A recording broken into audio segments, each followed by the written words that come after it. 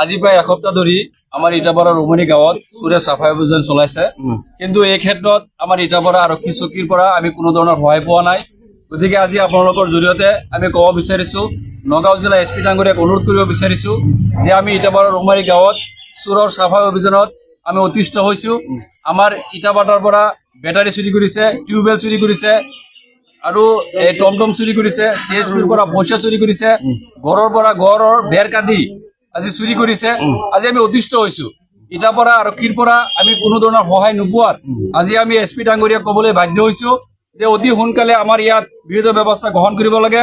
অন্যথা আমি ইটাপাৰা ৰৌমাৰী গাঁৱৰ ৰাইজ একলগ হৈ আমি চোৰসকলক নিজাববীয়াকৈ ব্যৱস্থা কৰাৰ আমি ব্যৱস্থা কৰিম। গতিকে আজি আমি খুব দুখেৰে ক'বলগীয়া হৈছে যে ইটাপাৰা আৰক্ষী চকীখন আমাৰ নিচেই কাষত থকা অৱস্থাত আমি পুলিচৰ ফালৰ পৰা কোনো ধৰণৰ সহায় নোপোৱাটো আমাৰ এক দুৰ্ভাগ্যজনক বিষয়। আৰু চোৰক সিহঁতে আমি এইটো মানি ল'ব লাগিব, চোৰক সিহঁতে এতিয়া নিৰাপত্তা দিবৰ কাৰণে আজি তেখেতসকলে কোনো ধৰণৰ ব্যৱস্থা গ্ৰহণ কৰা আমি দেখিবলৈ পোৱা নাই। গতিকে আপোনালোকৰ জৰিয়তে পুনৰবাৰ SP ডাঙৰীয়াক আমি অনুৰোধ কৰিব বিচাৰিছোঁ যে ইটাপাৰা ৰৌমাৰী গাঁৱত অতি সোনকালে এই চোৰৰ ওপৰত বৃহৎ ব্যৱস্থা ল'ব লাগে আৰু আমাৰ যিমান ড্ৰাগছ বেপাৰী আছে, ড্ৰাগছ বেপাৰীবিলাকক কাৰেক্ট কৰিব লাগে, ড্ৰাগছ খোৱাবিলাকক কাৰেক্ট কৰিব লাগে। আৰু আপোনালোকৰ জৰিয়তে আমাৰ এই অঞ্চলৰ মছজিদবিলাকক আমি অনুৰোধ কৰিব বিচাৰিছোঁ যে সকলো মছজিদ কমিটিৰ ৰাইজ একলগ হৈ যিসকলে ড্ৰাগছ বিক্ৰী কৰে আৰু যিসকলে খায় এই সকলোবিলাকক একগৰীয়া কৰিব লাগে, সমাজৰ পৰা বহিষ্কাৰ কৰিব লাগে। আৰু এই বিষয়ত আজি সন্ধিয়া সময়ত আমি গোটেই গাঁৱৰ ৰাইজ মাতিছোঁ। ইটাপাৰা তিনিআলি বজাৰত সকলো ৰাইজ একত্ৰিত হওক, আমি ইয়াত বৃহৎ ব্যৱস্থা গ্ৰহণ কৰাৰ কাৰণে আমি সিদ্ধান্ত ল'ম আৰু আমি ৰাইজ আহিব বুলি আমি উৎসাহী হৈ আছোঁ।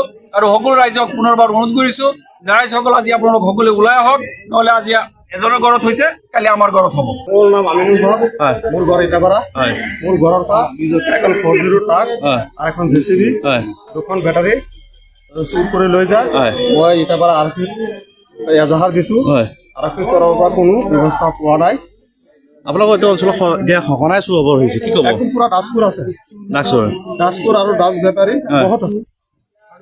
সাধাৰণ জনতা নিৰাপত্তা নাইকিয়া হৈছে, মানে নিৰাপত্তা নাইকিয়া হৈ গৈছে। নগাঁও আৰক্ষী অধীক্ষক মহোদয় কিবা জনাব নেকি আপোনালোকৰ এই সাধাৰণ মানুহ প্ৰত্যেক দিনে চুৰ হ'বলৈ সংঘটিত হৈছে?